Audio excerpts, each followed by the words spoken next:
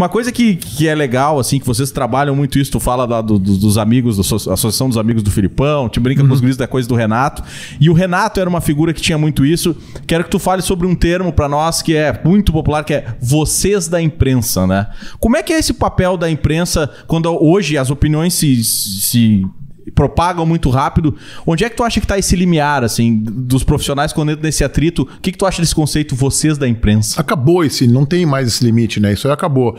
Primeiro eu quero dizer que sobre o Renato, que o Renato cumpre um papel de ser uma personagem insubstituível.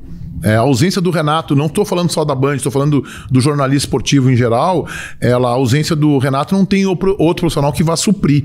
O Thiago Nunes também, que por exemplo, que veio para o Grêmio, é muito certinho. O Thiago Nunes teria todo o viés para ser um bom seminarista, tal, um bom padreco, tem todo o perfil. O Filipão, que eu lidei muito com ele como setorista do Grêmio naqueles anos 90, 94, 95, 95 na final da Libertadores, eu fiquei uma semana lá em Medellín acompanhando o Grêmio, se preparando e tal. O Filipão cumpria esse papel por um outro lado, do mal-humorado, do zangado. O cara vai ficando mais velho, ou com cabelo branco, ou mais sem cabelo, ou com bigode, ou sem bigode. O cara vai arrefecendo, a gente vai arrefecendo na nossa vida. Tu aprende a relevar. Né? O Filipão, puxa vida, passei uns perrengues com o Filipão como técnico. Um cara muito brabo, muito espoleta, muito intenso, muito epidérmico. Conta uma aí. Não, teve um episódio, por exemplo, em que em 1996, quando o Grêmio foi campeão brasileiro, teve uma última rodada da primeira fase. Novo ainda, né?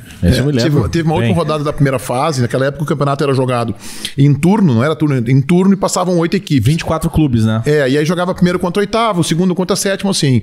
Na última rodada o Grêmio tinha um jogo com o Goiás no Olímpico, o Internacional, se não me engano, tinha um jogo com o Bragantino fora. Então o Inter precisava de uma combinação, precisava ganhar o seu jogo e o Grêmio teria que perder, teria que ganhar também do Goiás. É isso, o Grêmio tinha que ganhar do Goiás. O Grêmio não ganhou do Goiás, empatou com o Goiás 2-2. E aí, aquele velho papo, entregou porque senão teríamos Grenal na fase seguinte. Entregou para tirar o Inter para classificar o Goiás. Então, era Grêmio e Goiás, o Grêmio empatou o jogo, o Goiás se classificou e o adversário do Grêmio foi o Goiás. E isso aí foi num domingo e na segunda-feira. Eu me lembro que acho que eu fui fazer o jogo do Inter lá. E aí o Internacional não ganhou do Bragantino, empatou, perdeu e tal. E aí jogava até o Kelly, que é auxiliar do Thiago Nunes agora. Jogou no Atlético, era meio do Atlético. E aí eu cheguei na segunda-feira, o Filipão fez um treino, o primeiro jogo, o Grêmio e Goiás, era na quarta-feira. Esse jogo, inclusive, lá, eu fiz esse jogo. Lá e o jogo de volta aqui. Eu fiz pela TV Bandeirantes com o saudoso Luciano do Vale, transmitir esse jogo. E aí, todos os jogadores do Grêmio saíam. Naquele tempo nós tínhamos acesso que hoje não se tem. Né? Meu tempo de repórter de rádio, algo que até é insalubre, eu entrava no vestiário. Eu cansei de entrevistar jogador em título, por exemplo, na banheira tomando banho. Era diferente. Eu vi que tu contou esses dias. Eu acho meio insalubre isso aí, mas era a regra que era, vamos lá, vamos submeter aquilo. E aí, os jogadores do Grêmio entraram no antigo Olímpico e eu abordei o Paulo Nunes. Eu sempre tive uma piqui, o apelido do Paulo Nunes. Piqui é uma fruta que tem... Lá na região dele. Lá de Goiânia, né? E o Paulo Nunes e o goiano a gente chamava de piqui. Vem piqui, não sei o que. Eu tinha uma ótima relação com o Paulo Nunes. O Paulo Nunes passa e eu pego... O Paulo Nunes fazer uma lata. Fazer uma lata no tempo era gravar. Era gravar. Falando, fazer uma lata. E o Filipão entrou no meio do gramado, todo mundo lá, chamando os caras, começando a alongar ali, fazer o aquecimento. E eu tô entrevistando, na beira assim do gramado principal do Olímpico, entrevistando o Paulo Nunes. E aí o Filipão salta de lá. Acabou. E eu estou perguntando para o Paulo Nunes sobre esse negócio de entregar para pegar, não sei o quê, não sei. Paulo Nunes sempre foi muito safo, muito malandro, né? Aquele estilo assim de quem se criou no Rio de Janeiro, na base do Flamengo. E saía pela tangente e tal. O Filipão veio, deu um tapa no meu gravador, caiu no chão o gravador, puxou o Paulo Nunes. Não, agora não sei o que. E foi pro treino. E depois da coletiva dele, eu fui falar com ele. Não vou falar com você sobre isso, vou falar contigo sobre isso. Terminado o Campeonato Brasileiro, um mês, o Grêmio foi passando, o Português e tal, foi o Goiás, ganhou da Portuguesa, eu fiz o jogo lá. Sim. O Grêmio perdeu o jogo lá no Canindé, não foi no Canindé, o jogo foi no Pacaembu, acho 2-0, o segundo gol até foi do Galo. Ganhou aqui, eu fiz o vestiário do Grêmio festivo. Na outra segunda, terça-feira, o Filipão me chama, Meneghetti, desculpa aquele episódio lá, mas precisava mobilizar. O Filipão sempre usou recursos externos para mobilizar internamente. O nós contra ele sempre foi forte. Ele sempre fez muito bem isso, entendeu? Eu acho que o Filipão, na minha opinião, dos técnicos, e eu lidei com, vamos Vamos lá, Diene Andrade pra cá, Antônio Lopes, todos que a gente pode imaginar, Abel. Na minha opinião, o Filipão sempre foi o maior mobilizador de vestiário que tem. O Renato agora, eu acho que sabe fazer esse papel também com muita propriedade. E aí depois ele vai lá e pede desculpa. É o jeitão do Filipão, entendeu? A gente tem que saber lidar. Hoje ele já não faz mais isso. Por quê? Por isso que eu falei, o cara vai ficando mais velho, vai arrefecendo, não usa. Pode até que amanhã depois ele use isso em algum momento, mas já não faz mais tanta parte do cotidiano dele. Perde um pouco dessa coisa. E a gente sente nas entrevistas dele mesmo, assim, um cara mais calejado pelo tempo e já não compra mais algumas brigas, né? Essa coisa que ele tinha muito forte. O Renato tinha uma questão com o pessoal da Band, né? Que ele batia muito de frente e vocês tinham... O teu debate com ele no dia seguinte, geralmente, sempre foi uma coisa muito franca. E acho legal tu falar isso, assim, que é legal pra quem tá olhando que a figura, às vezes, divergente, ela traz a audiência, ela traz o assunto, né? Como tu disse, é uma figura que saindo se perde um pouco aquele fervor da coisa, né? A melhor coisa que o Renato fez pro Donos da Bola, nós relançamos esse modelo de Donos da Bola dia 20 de janeiro de 2020. Né? E, poxa vida, 2 meses depois parou o futebol. A melhor coisa que o Renato fez para nós da Band, os Donos da Bola, foi dizer, uma semana depois que a gente relançou o programa, nosso jornalismo ali esportivo da Band em geral sempre foi muito ácido. Nós despertamos várias greves de presidentes que não falam mais, do Grêmio, do Inter.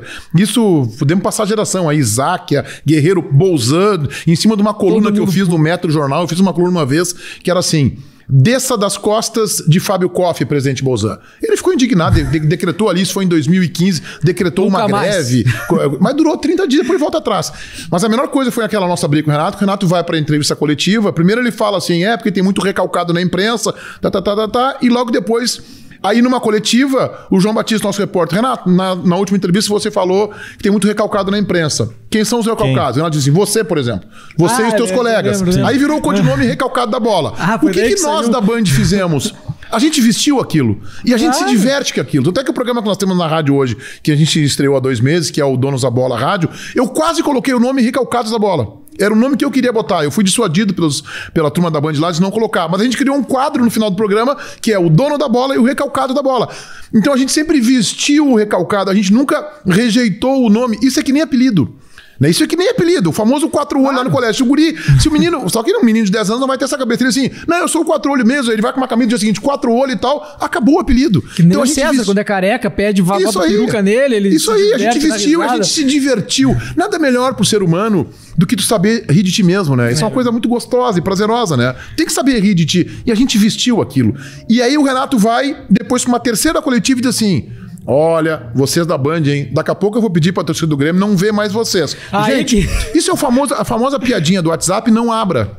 Sabe aquela piadinha não abra? O gemidão, o gemidão. O que a gente faz? A gente clica lá. Não abre, pelo amor de Deus, eu te dou uma caixa, deixa uma caixa aqui, pelo amor de Deus, Digão. Não abre isso aqui, não sei o quê. Então isso é pra abrir daqui a 1 mês. Quando virar as costas, tu vai abrir aquilo ali. O Renato, olha, daqui a pouco eu vou dizer pra torcida do Grêmio não ver mais vocês. E olha que eu abri os caras. O que é isso? Os caras vão lá e botaram na Band. Quero ver isso aí. Quero ver esse programa. O que eles vão dizer? Claro, aí depende da nossa competência pra poder segurar a audiência ou não. Mas os caras foram experimentar esse programa. Entendeu? A nossa repercussão ali foi gigante. Então o Renato cumpriu esse papel, acho que ele cumpre esse papel. Ele é uma baita figura, o Renato é um cara divertidíssimo, folclórico, contraditório, e esse é o personagem ideal pra gente poder conviver no dia a dia. Mas tu acha que foi mesmo pra diminuir ou tu acha que ele foi pra alavancar vocês? Não, pra tentar diminuir, pra tentar impactar. Ele fez uma ameaça, né? Foi pra bater, deu um cartelaço. Ele fez uma ameaça. Teve um outro momento, já no final da sua passagem pelo Grêmio. Aí ele não fez uma ameaça propriamente aos donos da bola, ele fez à imprensa do Rio Grande do Sul. Eu tive uma reunião com o presidente Bolzan sobre isso. Essa reunião foi em fevereiro deste ano, 2021. Essa ameaça que ele fez foi ali em dezembro. Ele fez uma ameaça aos jornalistas assim: olha, depois a torcida do Grêmio se volta contra vocês, tá? Uma ameaça que deu uma induzida na questão de violência. Vamos ver o que aconteceu agora recentemente.